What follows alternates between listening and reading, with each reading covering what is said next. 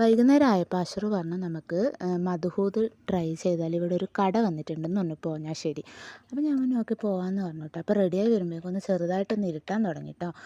അപ്പോൾ ഞങ്ങൾ വന്നേക്കുന്നത് ഈ മധുഹൂത്ത് സ്പെഷ്യലായിട്ടുള്ള ഈ ഒരു ഹോട്ടലിലേക്കാണ്. അവിടെ ചിക്കനും ബീഫും മട്ടനും ഒക്കെ ഉണ്ട് കേട്ടോ. അപ്പം ഇത് അവിടുത്തെ വാളിലുണ്ടായ ഒരു പെയിൻറ്റിങ്സാണ്. നല്ല രസമില്ലേ? അപ്പോൾ നമുക്ക് ആദ്യം തന്നെ സ്റ്റാർട്ടറായിട്ട് ഒരു സാലഡ് ടൈപ്പ് ഇങ്ങനത്തെ ഒരു മുളക് പൊടി ഉപ്പൊക്കെ ഇട്ടിട്ടുള്ള ഒരു സാലഡ് കിട്ടിയിരുന്നു. പിന്നെ ഞാൻ ചിക്കനും അശറു ബീഫും ആട്ടോ ഓർഡർ ചെയ്തത്.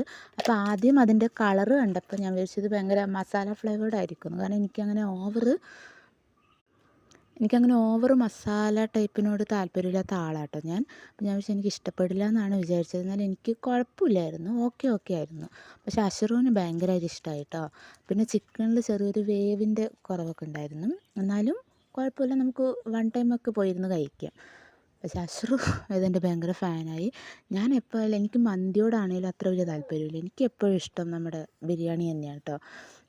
മേ ബി അതുകൊണ്ടായിരിക്കാം അങ്ങനെ അതൊക്കെ അവിടെ നിന്ന് കഴിച്ചു. പിന്നെ ഒരു പെപ്സിയും കൂടി പറഞ്ഞിട്ടുണ്ടായിട്ട്. പിന്നെ ഞാൻ ഐഷുപ്പാക്ക് അധികം കൊടുത്തില്ല, അവൾക്ക് എന്നാലും ഒരു 2 വായ ഞാൻ അങ്ങനെ കൊടുത്തു. പിന്നെ അപ്പം ഇത് ഞങ്ങൾ ക്വാർട്ടറാണ് മേടിച്ചേക്കണത്. പക്ഷേ അത് നല്ല ക്വാണ്ടിറ്റി ഉണ്ടായിരുന്നു കേട്ടോ. എന്നിട്ട് അതൊക്കെ കഴിച്ചു. പെപ്സി പറഞ്ഞിട്ടുണ്ടായിരുന്നു, അതും കൂടി കുടിച്ചു കേട്ടോ. കുടിച്ചപ്പോൾ തന്നെ വയറ് ഏകദേശം നിറഞ്ഞിട്ടുണ്ടായി. പിന്നെ ഞങ്ങൾക്കിത് ഇവിടുന്ന് വീട്ടിൽ നിന്ന് അടുത്തായതുകൊണ്ട് തന്നെ ഞാൻ ഹെൽമെറ്റ് ഇട്ടിട്ടുണ്ടായില്ല കേട്ടോ. അപ്പോൾ ഇന്നത്തെ വീഡിയോ ഇത്രയേ ഉള്ളൂ. അടുത്ത വീഡിയോയിൽ കാണുന്നവരേക്കും ടാറ്റാ.